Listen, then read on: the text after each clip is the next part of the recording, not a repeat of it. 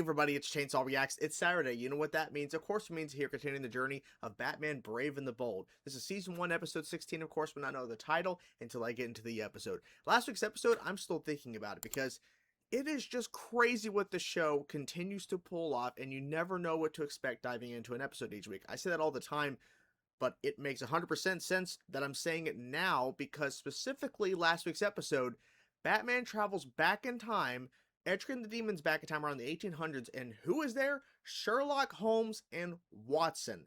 And Batman teams up with them to find out what's really going on in the city and everything. And, you know, Etrigan the Demon, Jason, is being accused of all this stuff, and it's not him. It's a pre-Gentleman's Ghost who's not Gentleman's Ghost yet. And then there's this demon he's working with, voiced by Tony Todd. Just like a lot of craziness in the episode. And the opening of the episode as well was Scarecrow working with, I don't even know who this woman was, and you had freaking Flash, the Flash. Now, not Barry Allen, the Flash, you had Jay Garrick, which was so cool. Now, they didn't actually outright say it in the credits, but the outfit, it's obvious it was Jay Garrick and not Barry Allen. So I have high hopes for Barry Allen at some point, maybe, within this show, but just to see a Flash in the show was awesome. I don't know what to expect. You really just don't know what you're getting yourself into. And I love that I am diving into this show. And honestly, I like the timing of when I'm diving into the show because I think I appreciate the show more now because I had also covered the Batman, the 2000s Batman show, which ran for 5 seasons, or like not earlier this year, a couple years ago. And I really appreciated that show. And so I think me watching this show now, which is the follow-up to that Batman show, because the Batman wrapped up and then this show was the next one, I'm appreciating this now more because I had more Batman series that I had seen to completion under my belt for me to now check out this. You know what I'm saying? So I'm excited and curious to see where we go from here because we've reached, at least for me, that I assume the insanity of you never know what to expect with this show. But we still have plenty more to go. So there's still more they could do to surprise me and shock me and go, the show is doing this. Now, I know there is a movie of a Scooby-Doo crossover that I guess takes place after the show wraps up. So I'll be checking that out too, of course, once we wrap up the show. So they even do that. So it's just, you know, you never know what to expect within this continuity and this version of Batman. So without further ado, guys, let's get into now. Let's check out this episode and see what they show us. Let's go. Solomon Grundy? Something in Nobel Prize size. And you've been picked to donate. All he wants is brain. Behind bars in Blackgate Prison. Let's make this quick, boys. It's Oh! Black and airy. Oh, that was cool. I like that. Ooh. such a pretty voice. But I have one too. Yes, come on, come on, come on. Watch where you're going, Solomon Grundy. Big boy.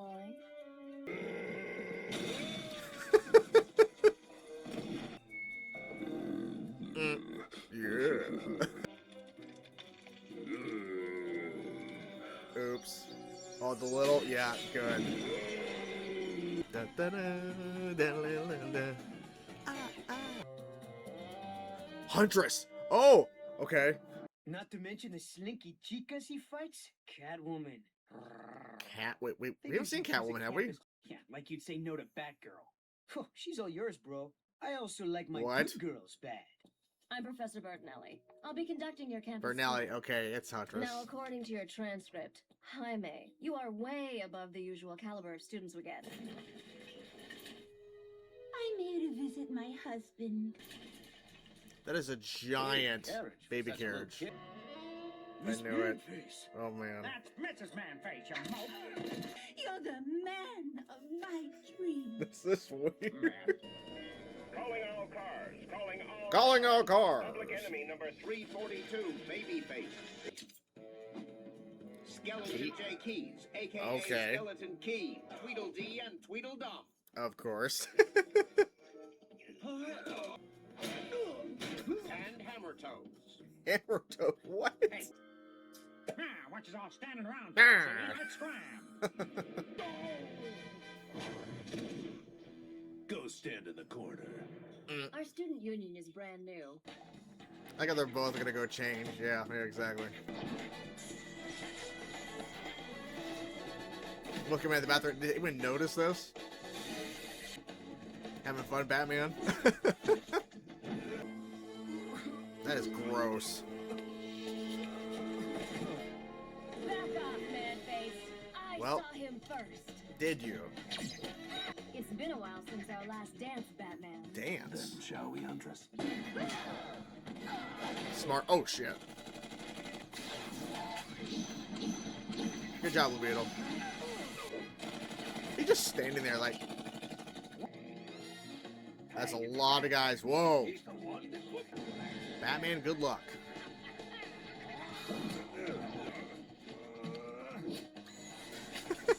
Get us to take him out. Step away from the legend. Oh, no. Yeah. Yeah. Careful, kid.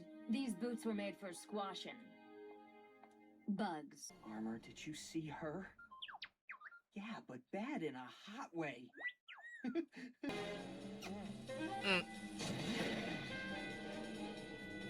What is she doing? Flirting.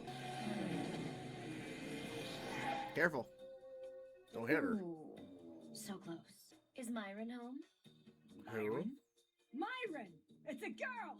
The Flash will be out of Keystone City for a few days. A pleasure doing business with you, Weather Wizard. Weather Wizard. Okay. If it isn't the man Gotham's crime community turns to for all their inside info, why did Babyface spring his old crew? Yeah, What's exactly. he up to? I don't know. And her hair is so silky smooth. Oh, it's about girls. No. See, I'm Don't getting ready ask. for Stop. college, and I'm gonna need to know about these things. Women are a tricky, tricky business. You have This to is decipher true. nearly incomprehensible code. Push the right buttons. Warehouse X is an Contents X. of this place are gonna make us the top crime family in Gotham City. It's beautiful. The What? stuff that dreams are made of. Someone want to tell me what Warehouse X is? Yeah, I'd be happy to, chump. Now, impounded weapons have to go somewhere, so they send Oh, the okay. holy grail of the crime world. This is pretty crazy. Also, interesting concept. See, got distracted. Can he not read? He's just not paying attention. What are some of these things they're even using? Like robots? Like, who made these? Well, good he did something. Oh, Beetle, you're my favorite. Beetle. At least they're both helping him. Oh. Well, that's not good. Oh, crap. It's worse. It's filling up quick. Wow. Way to go, rookie. Good I'm job. sorry, but your hotness distracted me. We don't have much time. Huntress. That's my ass. Okay, I've got one. You did good, Beetle. Barely. I say we ditch Junior so we can have a little alone time. Beetle's with us. Little Sisters of Gotham Convent. A What? playground filled with innocent kids. Shady Pines Rest Home. And a wacky What? Beats Pizza Parlor. It's the last place the authorities would ever expect Gotham's crime lords to hold their annual summit. From now on, there's only gonna be one. From now on, you see. Mine, see? They're making it obvious they're all there now by busting in with these robots. Damn. Not Wacky Pete's Pizza! You smell yourself, exactly. Wait, what? Of course you have a robot.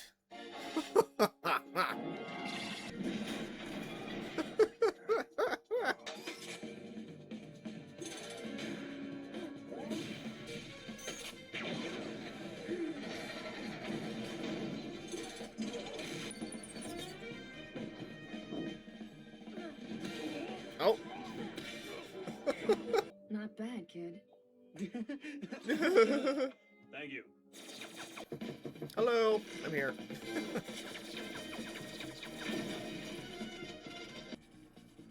You wouldn't hit a lady, would you? Well. Justice is unisex. Got bigger weapons than you. Holy crap. Okay, he had to have You know died. the rules, babyface. Have a tantrum and your toys get taken away. It's not fair. Give me a call in 5 years. Until next time, boys.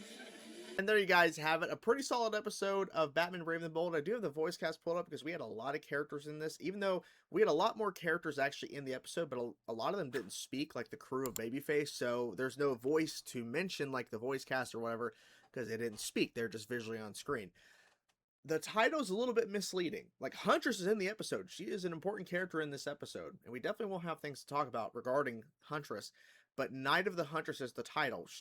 There's no night sequences in this episode. Maybe there was like one, I don't think there was, but when we see Huntress, it's all during the day. So Night of the Huntress, it should be Day of the Huntress, or Huntress Rises, or Huntress, something.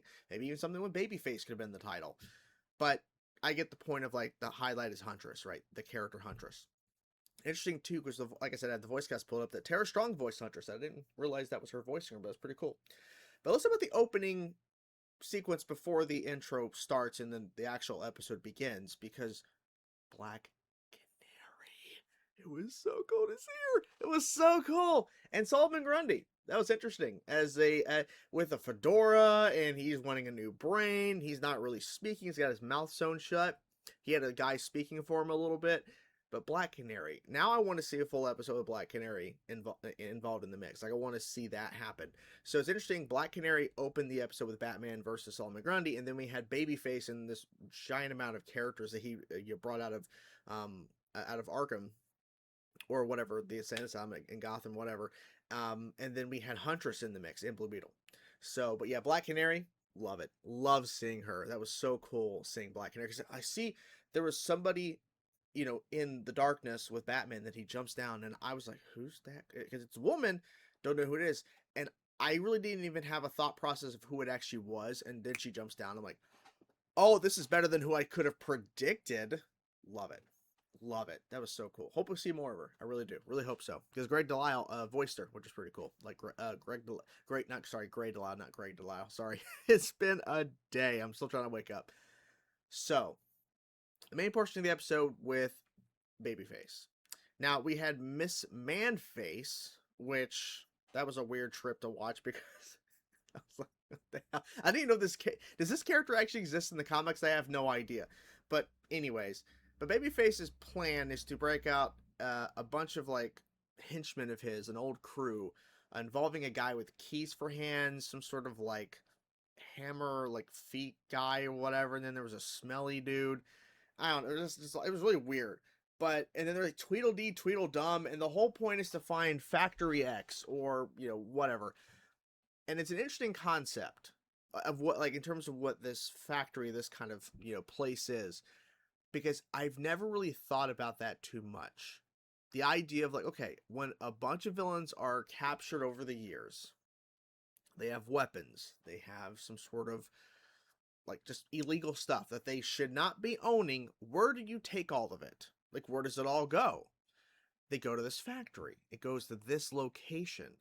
And they introduce a character in this episode called the Calculator that works with villains to basically help the villains determine when they can actually do stuff. Because you had Weather Wizard on screen, he never spoke, but the Flash, I guess, was going to be MIA. So it's funny how literally I was talking about hoping we see the Flash at some point, like Barry Allen. And I'm assuming that's the Barry Allen Flash we were referring to, and Weather Wizard was working with the Calculator and sending him some money to find out when he can do a certain heist or some sort of thing he wants to do. The Calculator gave him a window of time when he could do said thing without being interrupted by the Flash, but then again, another hero could intervene, but still, not the point. So, the Factory X stuff was really interesting. Calculator as a character, interesting too. Like, two interesting concepts. A person and a location. What do you do with all this stuff when you capture villains over the years? And then some of the stuff that the crew and Man Baby was using, I don't even know where they came from. I don't even recognize them. We also had the breakout scene where we had a lot of villains, some we haven't even seen before, fighting Batman because they've been captured and put in there by Batman. And now Batman, Huntress, and Blue Beetle are having to fight them as Babyface let them all out. Some I did recognize, obviously, for sure, but there was a number of them, like, I don't recognize that character at all.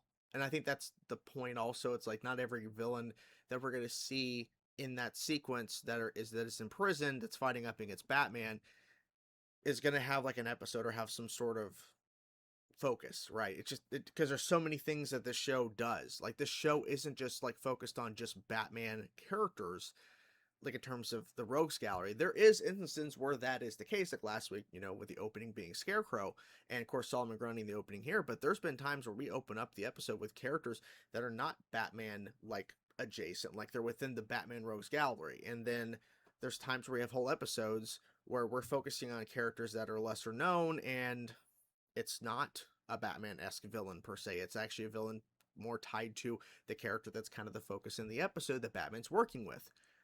So yeah, so Jaime, along with his friend, is going to Gotham University, a college, and of course there's Huntress, and then at the same time when there's a breakout, Huntress and Blue Beetle go to bathrooms to change. It's like no one notices this. No one in the school notices that these two people, especially Jaime's friend, who's been around, we've seen him a couple times, doesn't mention how they both left at the same time. There was no actual addressing of that. And no one in the school noticed that they both went into the bathrooms at the same time and came out. And also, there's Blue Beetle and Huntress in the school. No one notices. Then again, it's a TV show, so why would they actually cover that? They wouldn't. You get my point. A big focus of this episode is Jaime is about to start college, and he, at one point in the calculator's basement, it's funny, he lives with his mom, but whatever. Jaime starts asking Batman without actually asking about the birds and the bees and women, and he's like, nope, I'm stop talking, stop at don't talk to me. Because Batman's like, I don't want to talk about this with you, not to be rude, but I don't want to talk about this with you. That's kind of weird. I'm not your dad. I'm not like that kind of person to you. And then of course the rest of the episode we have Jaime and Blue Beetle swooning, falling in love with Huntress, the slow-mo shots. Some things maybe they could have toned down a little bit, because at one point he's drooling. I'm like, okay, this is going a little too far. A little bit. And then there was one point where, right before we get to Calculator's house, like she had already stopped her bike, and the car is about to hit her bike that she's still sitting on, and it stops right before hitting the bike. And she goes, close. I'm like, is that referencing something? I don't want to say it. I think we all can start thinking in our heads what that could possibly mean with her bike part here, like the bike, and then here comes the car. It stops right here and close. You know what I'm saying? Anyways, maybe I'm looking too far into it, but they really sexualize this episode as much as they possibly can, with Jaime being so swooning over Huntress, and also Huntress even saying at one point, let's ditch Blue Beetle, let's ditch Blue, as she called him, or whatever, have some alone time. Obviously they're working together on a case against Babyface, but she was heavily implying, and she was even flirting with Batman, and he's annoyed, which is funny. But even in the opening too, Black Canary said there was a dinner that was offered or something, and she's gonna take him up on the offer. Bruce Wayne, I get it. Justice shall prevail, right? And he said something about the hammers of justice. No, it's just like the hammer of justice, like to miss, like what's gonna miss Man-Face. It's like, you wouldn't hit a woman, would you? He's like, the hammer of justice knows no sex, or it's all both unisex, or however he worded it, basically saying women and men both get the hammer of justice. You can't escape it, no matter what sex you are. So I understand he's focused on that shit, but you can't tell me that this Bruce Wayne has no game. This Bruce Wayne doesn't want to be with anybody, doesn't want to have any sort of relationship. If you're implying that he goes out to dinner with Black Canary, I'm not saying anything happens after dinner. I'm not saying that. It's possible. It's possible. We know there's a lot of Bruce Waynes within the continuities of different shit in canon that gets around. I'm not saying he's doing that with female superheroes. I'm just stating, when you imply that there's a dinner offered from Black Canary, I'm not saying that there's anything happening after dinner, but you can't tell me he went to that dinner with Black Canary and he was bored, or he was like, meh. You know what I'm saying? And then Huntress here is flirting, and then Blue Beetle's like, what is she doing? He's like, she's flirting. Like, are you that really frustrated with her? Really? I don't know. I'm just saying there's just some weird stuff, and then you have the whole sexualization a little bit, and not so much sexualization like where they're having a lot of shots of Huntress in sexualized positions. What I'm stating is the way they're having Blue Beetle swooning of her in the slow motion, like I said, in the drooling part. It's just certain things. And there's one part where she's like jumping over a robot's arm and she's doing a split. I'm just saying there's certain stuff maybe they could have, and I understand if the response from people why is this a big deal? Why do you care? Like who gives a shit? Like, it's a thing. Like, I understand. This show was made primarily for a younger audience. That's what I'm stating. And it feels kind of weird that we had some things in here that could be seen as something more. Innuendo. You know what I'm saying? Just certain things. Not saying it's bad. I'm just saying if a younger boy, let's say a young boy, watches this episode and has questions and questions certain things like, well, what does that mean? Huh? Like, if the kid doesn't know a lot of shit that's like the real world shit and what happens when you get older, I wouldn't be surprised if he had questions.